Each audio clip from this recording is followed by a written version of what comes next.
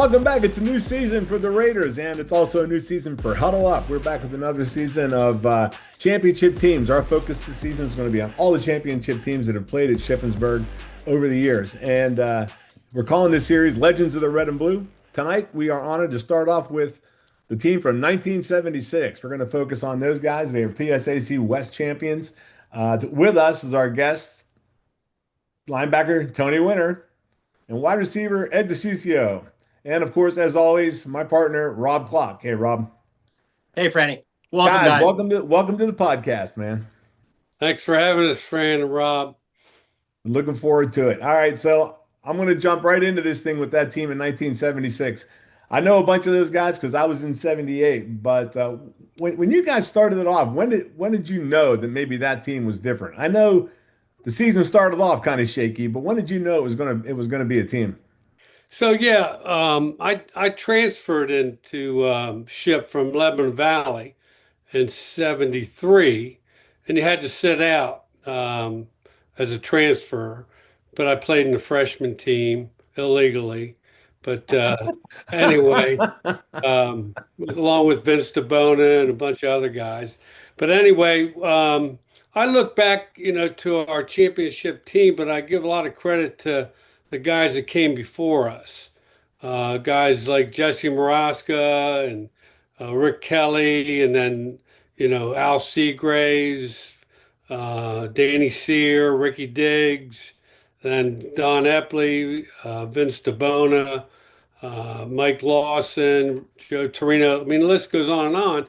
We were actually that '73 team when I didn't play. We were 2-7, Hmm. so we were pretty bad. In fact, when I transferred in, I met with Epley and Dragonac down at Seth Grove, was brand new, and they were smoking cigars, and I'm thinking, well, this is big time football.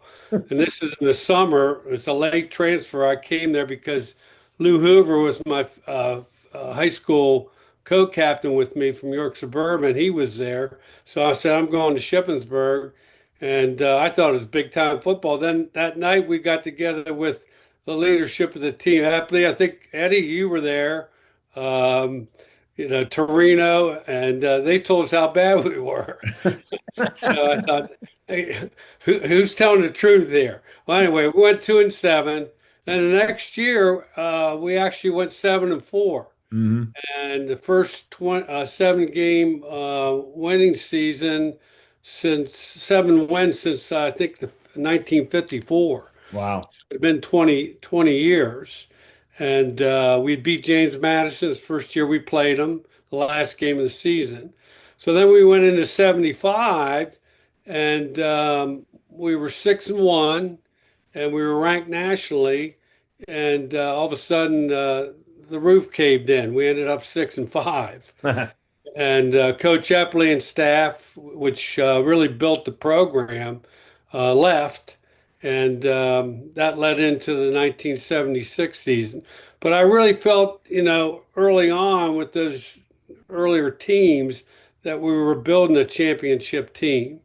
And we felt confident in '76, even though we had a new coach in Joe Mark, that we had a chance to make it to the top. Ed, what about you, Ed? What did you think about that team? Well, I agree with everything Tony said about the guys that came before us, and I played every year with those guys. I came in as a freshman in '72 when Coach Epley was hired, and the first game at Seth Grove Stadium that was really something else. And but as Tony mentioned, I mean, we had some really good football players over the years. Danny Sear, Mm. I mean, they were just tremendous football players. And what I thought heading into, because I redshirted once because I had my shoulder operated, and that was the 7-4 season. What was that, 75, I guess? Yeah. No, that was 74. Yeah. 74, I had my shoulder operated. But anyway, when I came into our senior year, we didn't. Coach Mark was hired late, and we didn't even have spring practice, Tony, as I remember. We did have spring. He wasn't there for spring practice. Actually, Dick Dragonac assumed the role as temporary head coach, so we had no head coach at spring practice. Wow. So that was a little bit concerning. Yeah, I agree with Yeah. you. And that was going into 76. Yeah. Wow, interesting. Wow. Well, how about this one? You guys might have a different opinion, but like teams, there's a moment, there's a time. What game do you think the realization hit you? It showed you, yeah, we can be champions. This is a championship squad. Was there a specific game that kind of opened your eyes? Let's put it that way. In my opinion, was the IUP game. We went up there, and they always scheduled Shippensburg for homecoming because they want. They're starting to again, Ed. They're starting to do that again. We beat them 21-0, shut them out on their homecoming. Nice. Wow, on their homecoming. Posey had two real long touchdowns. And I was telling you the story the other day about Jim Haslett laying over my head, and I scored a touchdown on a screen pass, and he wasn't real pleased at that. And, I forgot he was an IUP. I forgot about that. Yeah. All right, Ed, you got to tell them what you told me the other day about what the coaches said about Haslett. I don't want to get sued, but way watching game film, you guys all know that you each team trades games, and then you get to watch a previous game that they played. And the coaches pointed out to me on several occasions where Haslett had not been the cleanest foot. And they said, Ed, just watch your head. Him swinging a guy's head when he was down, and so I went into it, and the very first offensive series we had the football, and he lined up over my head because, as Tony mentioned earlier, Joe Mark brought me in as a tight end, and so to even the defense up out a little bit, and he was right over my head, and he tells me, Ed, he said, I played with your brother in a couple all-star games. My brother played. He said, I'm going to play you straight up. Sigh of relief. And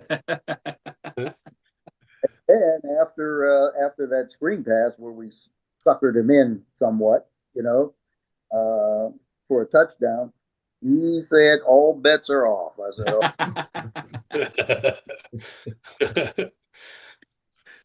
But, I thought that game showed both the defense and the offense that we were very capable of beating anybody we played. Mm-hmm. Nice. How about you, Tony? Do you agree or do you have a different one? Well, yeah, I think that was a huge game. But the next game, we actually played Slippery Rock at home, and they had won 3 out of the last 4 PSAC championships. Oh, wow. And they were big, and they were physical. We battled them to a 10-3 win. The 3 previous years, they had averaged 30 points a game. Wow. So that game also showed us that, we can play with the big boys, and we gained a lot of confidence from Nice. both those games. 3 of the traditional bullies that year, and I think that was really impressive. Edinburgh, Slippery Rock, and IUP. Yeah. If you remember, Tony, Vince DeBona's brother Sammy played middle linebacker for Slippery Rock. And Yes. played a game. I ran like an under pattern, and I caught the pass. He tackled me, and he said, "Good catch, Ed. Good catch." I love it. That's pretty good. You're playing against guys who are on your team, brothers. That's funny. Now, the most bizarre story I ever heard of was the quarterback situation on the 76 team. You start off with Nelson is the starter, right? And he goes down, second team guy goes down, and in comes Scott Knudson. third team quarterback. Talk about First that at all. first game of the season against West Liberty. What do you think, Ed? What it didn't look good. No, it troubled us pretty much. I mean, Bob Nelson was a tremendous quarterback. I mean, he was really good. In And fact, he broke records the year before, so a lot of quarterback records in 75. from Virginia, didn't he? With Mark or he played under Mark in Virginia, didn't he? He may have. Yeah, I think. Anyway, yeah, I mean, I think Knudson just came in and he did a super job. I mean, Did with the anybody did anybody know who he was? That's what I want. Like it was the third team quarterback. You don't No. see him a lot. Huddle, and I looked at him, I'm going, where'd this guy come from? Oh, Really a good athlete. He had a good head on his shoulders, and it proved throughout his career. He's in the Hall of Fame, isn't he now? Yes. yeah, he Yes. became a all American. But Mhm. that first game where he had to come in, we lost the first two quarterbacks. First game of the year, we lost to West Liberty, and I distinctly remember, Ed, you and I walking off the field afterwards, and we're looking at each other, saying, "I thought we were pretty good," and now look, we're in dire straits. Broke my right wrist in that very first game, and Wow. X-rayed for 30 years, and they just taped me up, right? And it was a long ride with ice on my wrist, but with even worse, the issue with the loss. It was a How, frustrating good drive. how did you play wide receiver with a broken wrist? I was stupid. Hey, let me just say something about Ed. Are you 5'7" with high heels on, Ed? Anyway, this guy, we're up in the Higas Fieldhouse weight room, doing training, and they're testing us. And they had that little thing where you jump up and see how high your vertical jump was. Mhm. He jumped at like 39 or 40. I said, Wow. this guy, you could dunk the basketball, couldn't you, Ed? I couldn't hold it, but that's done it. Yeah, he was a good athlete, really good Nice. athlete. Nice. Well, this might be an interesting question. The next one, having an offensive guy and a defensive guy. The question is this: offensively, talk about some of the key players. So I'd be interested to hear Ed's perspective on it since he played offense, but then Tony would have been off the field and you could evaluate kind of a little bit differently. So it might be an interesting comparison between the two of you. So Ed, what do you think? Who were some of the key players on the offensive side of the ball? Certainly, Averill Harris. I mean, the previous year, I think he caught like 80 some balls, and he was just a tremendous player. I think he lasted to the last cut with the Los Angeles Rams. Wow. Receiver and big, strong kid from Western Pennsylvania as well. And obviously Freddie Glasgow, but there were so many unsung heroes on offense. Tom Leese, Renee Posey, the offensive line, Tommy Henn, uh, Polk or Polka, Jesse James, Mhm. Art Murphy. I mean, those guys were very, very unsung heroes. Did a great job. Evidenced by the offense being able to score the football. Yeah, Yeah. we had a great offensive line. Morbido, Rick Harpel was a freshman at center. That's Wow. right. Barry Miller helped out. So Fran, you don't go anywhere without a good offensive line. Yeah. We had a comparable offensive line because I coached in '81. Uh, comparable offensive line to what we had in '81. So Yeah. just a solid offensive line.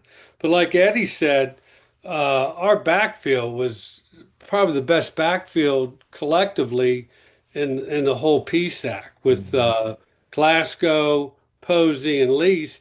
And then we had a scat back by the name of Daryl Yarborough. Oh yeah, Yarborough. I remember He him. was a heck of a running back. Yeah. Wow. So So yeah, Knudson didn't need to air it out a whole lot. yeah. That makes life a lot easier for a quarterback. Ed, Lined up in the kind of the tailback, fullback, back right next to him.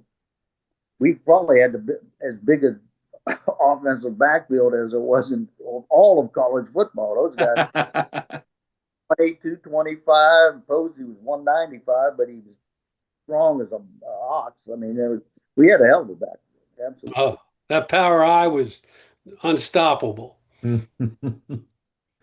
Ed, you told me something the other day. You had how many receptions in the first game? 6 for over 100 yards and a touchdown. I think I had about 6 the rest of the year. Well, the broken wrist didn't help much. That didn't help much, no. Right. You could spread the ball around a little bit, that's for sure. Okay, now Tony, give us a look on defense. I mean, we've been talking about a lot of offense, but Yeah. you guys had a couple shutouts. Several shutouts, Yeah, probably yeah, the most in 15 plus years. Well balanced across the board. Defensive line, Ramey Gowker was a big 33 nose mhm, guard. Phil Tachik played nose guard as well. Barry Johnson, John Umberger, Willie Hall. Um, we had defensive ends. We had Wayne Mosby. John Wirtz was yeah, a freshman. Oh, I forgot Erwin Ellman. He started right. as a freshman later in the year. He was a Wow. beast. Tackle. Just two freshmen, ended up starting on defense. That's impressive. And then we had, uh, I said John Wirtz and Greggy Bain and Bucky Ward were backup defensive ends. So across the board up front, and Larry Hoover was a fellow linebacker. Our front seven was solid, and then the defensive backs they were just great. We had Jerome Cater and Jeff Sentz at cornerback, Tony Noble at strong safety, Oh, yeah. along with Randy Cavanis, and then Scott Orndorff, who was tremendous free safety. Went on to be a Mhm. captain later, I think maybe in '78 when you were playing. Yeah, yeah, right. Yeah, it was Tony. If you agree, it was a inexperienced defense and just got better as the year went on. Got a lot better. I went back and looked at some of the numbers. We held teams on an average to 12 points a game, a Yeah. little bit Wow. over 12. Yeah. That's But amazing too, because I don't on the offensive side, a lot of those names, Knudson, Glasgow, Leese, Posey. You don't know a lot of the names on the defensive side from that unit. It is. It's like, I mean, I know you coach because you coached us and you're in the Hall of Fame, but a lot of those guys unheralded, man. absolutely, Yeah. absolutely. A And that's couple of them really, should be in the Hall of Fame, and yeah. yeah, a couple of them are nominated. We'll see how it pans out. Nice. Nice. Well, next up, important part of a team obviously is the coaches. So if you could talk about the coaches and their role in building this team of champions. Well, I guess I can start it off. Quite interestingly, there was a coach that we had. His name was oh, Happens to me all the time, Ed. The receiver coach, Hughes. Pagnetti, Uh, Bob. Petrel. Yeah, Oh, Pat, yep. Joel was only 1 year older than I was. I played against him as a junior in high school, running back, 6'3", probably. At that time maybe 210. Hmm. Use and played tight end. And the other interesting thing, in high school, he dated my cousin, Bobby, quite well. Boy, what a running back he was! I tell you what, he got the running. It was hard to bring him down. He played at Syracuse, Ed. Yeah, Yeah, I think when Freddie was there for 1 year, he probably played along with Freddie. yeah, and Dragonek, he coached there with about 3 years while I was there, and he was a really good offensive mind. Uh, we didn't have the weapons earlier on in our careers other than other than Averill Harris before. But the rest of the coaching staff, Joe Mark, I mean, I thought he was just an excellent organizer, uh, offensive mind. And then I think Don Miller was one of the coaches. Tony, is that right? Donnie Miller. Actually, Donnie was a coach earlier on. He wasn't coaching in '76. A lot of those names, because I was there 82 years. So. Well, the difference between, well, you were there when Epley was coaching, and he kind of turned the program around. He got the first winning season in a long time. How do you compare him to Mark? He was totally defensive minded. He was not quite as subtle as That That was very polite. was. he's from hometown, and he played at IUP. He's in the Hall of Fame at IUP. He really? came to the University of Utah. I think he was their defensive coordinator there to take the ship. And, I think I was telling you earlier, I signed to play at Grove City. When Gene got the job, he started calling folks. Joe Torino, his brother Donnie, me, all headed for Shippensburg. So, yeah, Gene was a tough character. I saw him do a few things at practice I wasn't real agreeing with. Like bend your knees and it'd kick you right in the butt while you were It's a little different back then. Yeah, exactly. He was a great recruiter, and he recruited the whole state. Fran and Yeah. Rob, we had a lot of guys from Western PA, and I was fortunate to be on this as a player rep on the selection committee for Coach Mark. No. When we were looking for a new head coach. And, he had a whole different approach, but he took all those recruits that Ep brought in and built a championship team. And we had, great coaches, Monis, Bob Swift, Marshall Boyd was another coach. Coach Rollins was there? Coach Rollins didn't coach that year, but Coach Wilt was our defensive Oh, coordinator, okay. and he was fantastic. Yeah. And he just retired from coaching. I just talked to him the other day. Wow. 2 years ago after coaching 50 plus years. Wow. And he's Wow. hoping to be back for the game at Ship on August 29th. No, that'd be nice. That'd be great to see him. That'd be real cool. Very cool. Let's get a win, he'd say. Nice. All right, so let's get into memory kind of things of the great moments. What are some of the or maybe one of the biggest? What's the biggest moment in a game for you guys individually? Maybe a play or something that happened. Ed? Yeah, I can start that off. In fact, the IUP game,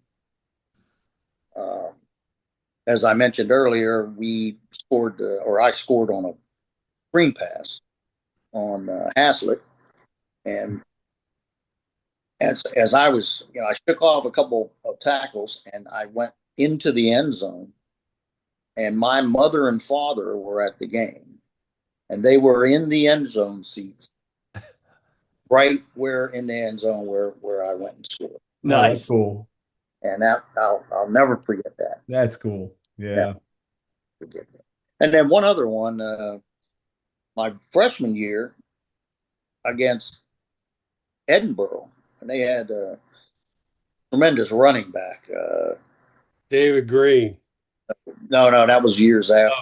I know who you mean. His name was Romanowski. Romanowski, yeah. Played for the Browns, but anyway, we beat Edinburgh, and Louis Hoover moved up to the starting quarterback, and Louis threw me a 70-yard touchdown pass late in the fourth quarter to beat Edinburgh. Oh, nice. that was, I mean, like I said, Edinburgh and Slippery Rock, those guys were the bullies of the Yeah. big Yeah. time. That's cool. Those are That's big moments. Big moments. That goes back to those early years of building that championship foundation. Mm, Definitely. yeah. Mine would be Edinburgh of 1976. So it's, I guess it was our last home game, and whoever wins the game wins the PSAC West. Oh, wow. And it was a battle back and forth. They had that David Green I talked about. He was a CFL Player of the Year at running back. He played in the NFL, and Howard Hackley was a All-American wide receiver. Anyway, it's 28-24. We kick off. They fumble the ball around. There's about a minute to go. They get it at the 12-yard line. All of a sudden, they're at our 4-yard line, Oh, first and goal. Hold them on first down, second down, third down. It's fourth and goal from the 4. We're in a 6-1 defense. And 6-1. yeah, baby. Nothing better, baby. Were you the Anyway, one? I was the one. You were the one.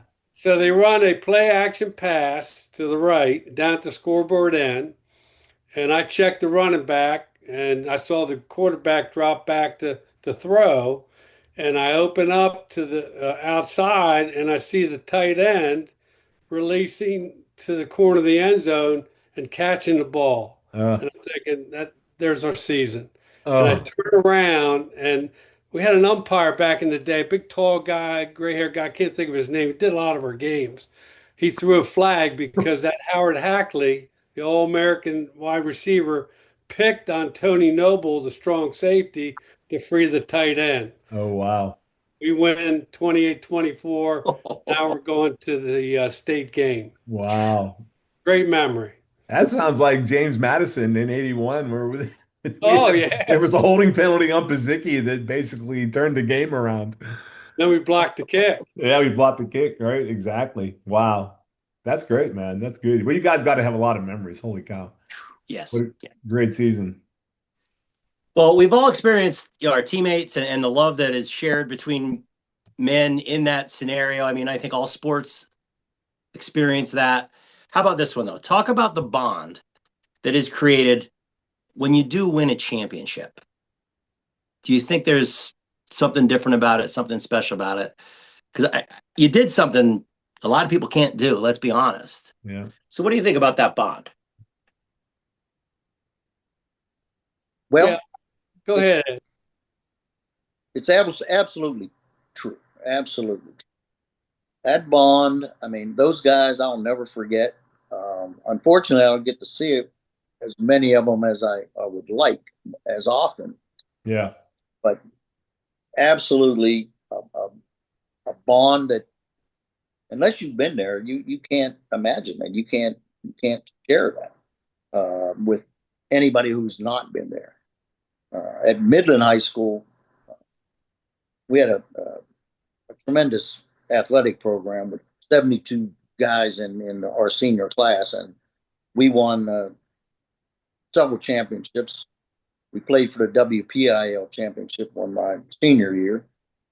The winning feeling coming from Midland, and I really missed those first several seasons, although they were all great memories. But that senior year, winning that championship, kind of brought back all of that stuff. Nice. And I to this day would not trade it for anything.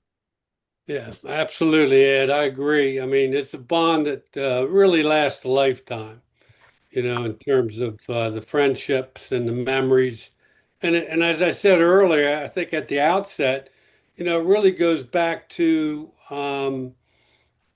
those earlier years, 73, 74, 75, all those guys, Seagraves and Ricky Diggs and Danny Sear and Epley and Torino, they're all part of that uh, building process to that championship. Mm. And it's not only the players that you have that bond with and that special feeling of accomplishment. it's also your coaches. Yeah. I just went out to dinner last night. We're down in near Ocean City, so a lot of people come down here and visit. Coach Bob Swift was down here. Good He's Nice. Swifty. lives in Florida, and we went out. He and his wife and Linda and I went out and had dinner and talked. We telling all kinds of stories. The wives love those stories, man. You know, they just love them. My But wife heard them all. and then I talked to Coach Wilt recently, and I think about the '81 team when I was a coach. How blessed I am, Fran, to have you and so many other guys from that team that are lifetime friends. Yeah. Oh yeah. Um, and I think coaching in general creates that, but winning something as big as a championship just makes it that much more special. Yeah. Yeah, for sure. That's For sure. Okay, I'm going to throw a couple lightning round questions at you here. You guys have been doing great. I got a first one I'm going to throw at you. Who's the biggest character on the 76 team? Like, just you gave me some names earlier, and I was like, those are a lot of characters out there. But who was the biggest character on that team? I'm going to just throw out there real quick, Greggy Bain. Yeah, Greg Bain. only because I knew him when I played there. He was a character. Wow.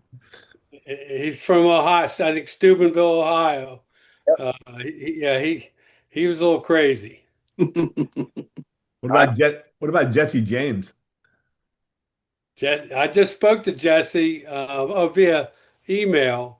Yeah, he rode in on a horse to Shippensburg. They took a picture of him on a horse I've got that picture. I'm going to use that. with a cowboy hat on. He just told me, Fran, I just via email that he said I'm getting a knee replacement. So he had it done now. He said he's rehabbing, but he said I heard it in the Lock Haven game early in the season. He said I had to learn how to become an offensive lineman that could hold real well, which I'm sure you can relate to. Every Yeah, offensive lineman. you got to learn how to hold. Yeah, he was a character. Anybody else, Eddie, you can think of? Well, Tom Leese, Oh Yeah. my, Oh yeah. yeah. my roommate, and we were all Yeah, he was your roommate. Oh wow. there. And the first time I met him, he was living in the dorm, and I went up there. That he said I'm on the fourth floor or whatever. So I went up there and couldn't find him. There was nobody could knew where he was. So I go in the break room or whatever it was. I'm in the middle of the dorm floor, and there's Leese. He's sleeping in the closet. in in the closet, and that's where he lived that semester. I believe that. Yeah, he did, and then some of the antics off the field I don't want to get into, but he was my roommate and he was wild. He was really wild. Good guy. Funny. I hear from Fortunately, we I had hear a dean in Dean Dolvin that was sympathetic towards football players. good thing. Yeah, good thing. Good Yeah. thing. The big game that we didn't talk about was the East Stroudsburg The tie. championship game we played at Ship, and I went back and looked. East Stroudsburg had won it was a 17th state game, and East Stroudsburg had won several times, and they also had a tie in 1968, 28-28, Hmm. which we played in 76. It's a tie game going into the final minutes. Jim Curley tries to kick a 40-some yard field goal. It hits the right upright. They get the ball back, march down. They try a 40-some yard field goal, and Jeff Sentz catches it and almost returns it for a touchdown Oh, to wow. win the game. So it's 14-14. We're milling around on the field for 20 minutes, and all of a sudden the PA announcer comes on and says, there's no provision in the PSAC for a sudden death playoff. The game ends in a 14-14 tie. And everybody just says, oh, man. That's got to be the worst way Yeah. to end the season. Oh, it's bad. And Yes. what's really weird is, again, in '68, 8 years earlier, they had a tie. Why didn't they make a provision then to Yeah, do something really. like that? Right. Yeah, it was really, really strange. And the only good thing about it was they had a 19-game winning streak coming into that game because they had won the championship the year before. Uh, the tie broke their winning streak. Vin Rambo, back in the 50s, when my head football coach, Don Stankus from New York Suburban, played in the team, they had 20-game winning streak, which still stands today. So you You'd have to preserved it. win a national championship now to Right. have more than 20 wins in a row. Yeah, Division. yeah, And the interesting thing, the ironic thing is, remember I told you the first game of the year we lost? right. Ed and I are walking off the field talking about, what's going on, what's going to happen. And here we are at the end of this game, the championship game. Somehow I had the trophy. You know, I don't care if it's a tie, it's our home field. So I Ed got and the I, trophy. I have pictures of Ed and I holding the trophy. So, That's great. so from West Liberty to East Stroudsburg, we came a long way and had a lot of good memories. Nice. It went full circle. Full circle. All right, man. Thank you very much. I really appreciate you sharing the stories with us from 76. And That was fantastic. yeah, that's a classic. And, we're going to see everybody up at Ship on the 29th. Hopefully, we're going to somehow recognize 76, 81, and 91 because as they're all celebrating anniversaries. And, hope to see all you guys there and get the rest of those guys from the 76 team out there. Well, That's Yeah. 50 years. I actually went back to Ship for the 50th reunion. Oh, really? Yeah, and who was there? Don Stankus. He was there for his 70th. That guy's there. Wow. That guy's at everything. He's amazing. And the sad part about it is, I shouldn't even say this, but they were taking pictures after a luncheon. And this lady comes up to me and says, "You got to come over and get your picture taken." And I go over there, and here's Coach Stankus with this 1955 group, 56 group. And I'm thinking, and the photographer looks at me and says, "You aren't 70 years or 90 years old." I said, "Not quite, but I may look it, but I'm not there yet." That was bad. Nice, nice. Uh, All right, man. I'm going to cut it off. Thanks a lot again. We'll see you. We got next podcast is going to be the 76 team, and then we're going to get into it with I'm sorry, the 81 team, and then we're going to get into it with the 91 team after that. So lots Super. coming. Thanks a lot. Appreciate it, Ed. Thanks a lot, Coach Thanks, T. Fran. Thanks, Rob. Thanks, guys. Phenomenal. Yeah. See you on the Great field. seeing you, Eddie. Yep. Thanks, We Ed. got to get you out of Iowa and back to Pennsylvania. to Shippensburg from Iowa right now, Tony. So I may show up there on the 29th. So we'll see. Now Oh, we're that'd be talking. nice. That'd be a nice surprise. We'll be looking I for want to you, see Ed. that. I want to see that 39-inch vertical jump. All right, man. Take care. Keep up the great work, guys. Thank you.